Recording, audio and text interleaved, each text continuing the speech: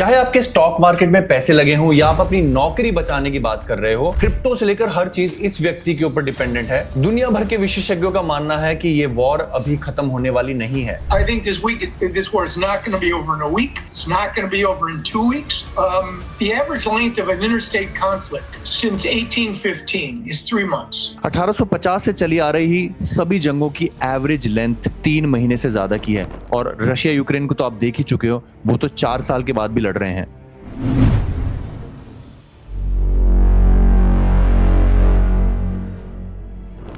On Iran, they are being decimated. They are talking, we are talking now. They want to make a deal. Very simply, our military is the greatest in the world by far. Iran is being decimated. आप खुद से पूछिए कि इस तरह के war weapons का होना, इस तरह का बादशाहत होना किस काम का जब आप जंग खत्म ही नहीं कर पा रहे हो। इस वीडियो के माध्यम से मैं आपको ईरान की सुप्रीमेसी, ईरान का पॉलिटिकल हायरार्की और ईरान की जिद बताऊंगा कि क्यों मेरे विचार से ये वॉर लंबी चलने वाली है। US military released footage of these strikes, guided munitions striking with accuracy.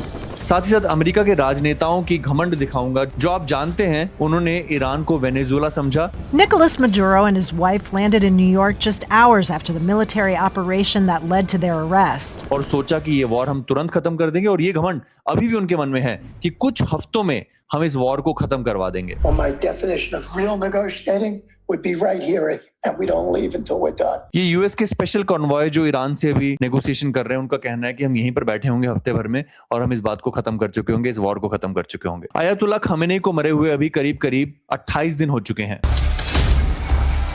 और CMRS का एक्सक्लूसिव वॉर ट्रैकर जिसका लिंक आप डिस्क्रिप्शन में प्राप्त कर सकते हैं, जहां पर आपको बिना किसी हवाबाजी के सबसे समराइज्ड वर्जन इस वॉर का मिलेगा। Nothing in this video is financial advice. इस वीडियो में बताएगी हर बात सिर्फ एजुकेशन पर्पस से है। आपको बताता है कि 28 दिन 11 घंटे 10 मिनट और 2 सेकंड हो चुके हैं इस कॉन्फ्लिक्ट के चलते। यूनाइटेड स्टेट्स और इजराइल मिलकर ईरान पर बमबारी कर रहे हैं। पूरा का पूरा एरिया, पूरा का पूरा रीजन डिस्टेबलाइज्ड है, अभी एक्टिव वॉर जोन है। जॉइंट ऑप्स चल रहा है ईरान के पास, करीब करीब 5300 से ज्यादा मिलिट्री बेस इस समय एक्टिव है और 8 से 12% तेल का प्राइस बढ़ चुका है। ये बताते हुए मुझे आपको बहुत दुख से कहना पड़ रहा है और आप भी समझदार हैं कि ऐसी एक्टिव जंग के दौरान जो दुनिया के बिल्कुल मध्य में हो रही है, इसलिए उसको मिडिल ईस्ट कहा जाता है, दुनिया भर की इकोनॉमिक्स का स्टेबलाइज होना, आपके एसेट्स के प्राइसेस ऊपर जाना उतना ज्यादा आसान नहीं है। और खासकर तब जब इस जंग में गुस्सा ज्यादा है, घमंड ज्यादा है दोनों पार्टियों की तरफ से। वॉर का रुकना और आपके पोर्टफोलियो का दुरुस्त होना इस समय एक बड़ा क्वेश्चन मार्क है। Very valuable thing that we had floating on the water, namely an aircraft carrier, biggest in the world. And they were shot, 101, going 2,500 miles an hour. And out of the 101 missiles shot, 101 missiles were shot down. मुझे राजनेताओं की ये बात समझ नहीं आती। अब इसमें क्या घमंड है कि आपके पास एक युद्ध बेड़ा है जो 101 मिसाइलें झेल चुका है, सब इंटरसेप्ट कर दी हैं। दैट शोज कि इंटेंशन यहां पर उस रीजन में चल रही कॉन्फ्लिक्ट को रोकने का नहीं है, इंटेंशन अपने घमंड को पूरा करने का। हमें नोबेल प्राइज भी जीतना है, वॉर्स को खत्म करने का, और दूसरी तरफ हमें यह भी घमंड है कि हमारी फोर्सेस, हमारे युद्धपोत, हमारी युद्ध सामग्री इतनी केपेबल है कि हम कई महीनों तक इस जंग को जारी रख सकते हैं। पूछा गया कई वॉर विशेषज्ञों से कि जब मिड टर्म इलेक्शन आने वाले हैं, जब डोनाल्ड ट्रंप की ख्याति यहां पर है, जिन्होंने वेनेजुएला की तरह ईरान को भी जल्द निपटा देंगे ऐसा सोचा था, क्या उनको जल्दी नहीं होनी चाहिए इस जंग को खत्म करने की? जानिए कि रक्षा विशेषज्ञ क्या कहते हैं। Iranians, at their request, you now have Vice President Vance mentioned as a possible negotiator, not because Trump wanted him in, but because the Iranians are picking who they want to negotiate with. It is an extraordinary amount of dysfunction. आप समझ रहे हैं, रक्षा विशेषज्ञों का कहना है कि ईरानी अपनी पसंद के नेगोशिएटर्स को चुन रहे हैं। वो डोनाल्ड ट्रंप से बात नहीं करना चाहते हैं।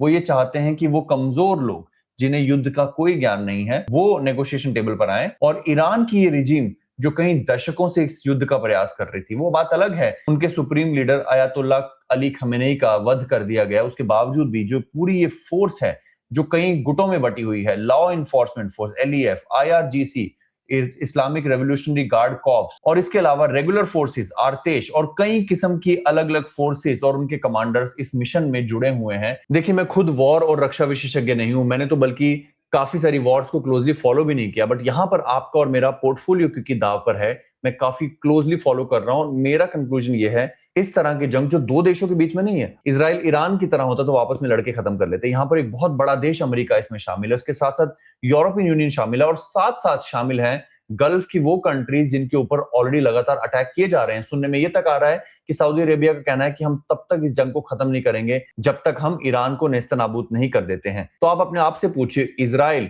जो कई सालों से ईरान को ध्वस्त करना चाहता था, उसे इतनी बैकिंग है अमेरिका की, गल्फ कंट्रीज की, वो क्यों चाहेगा कि जब तक ग्राउंड इन्वेजन ना हो, जब तक जमीन के ऊपर ट्रूप्स उतरे ना, जब तक तेहरान के ऊपर कब्जा ना हो जाए, जब तक हर एक न्यूक्लियर ठिकाने को ध्वस्त ना कर दिया जाए, अमेरिका की सील ना लग जाए उसके ऊपर, तब तक ये जंग कैसे खत्म होगी? और एक सबसे बड़ा सवाल अपने आप से पूछिए, क्योंकि ये फाइनेंशियल चैनल है, जब तक ये जंग खत्म नहीं होगी, बाजार के पास, स्टॉक मार्केट के पास, क्रिप्टो के पास लगातार वापस उसी शीर्ष तक पहुंचने का क्या कारण है?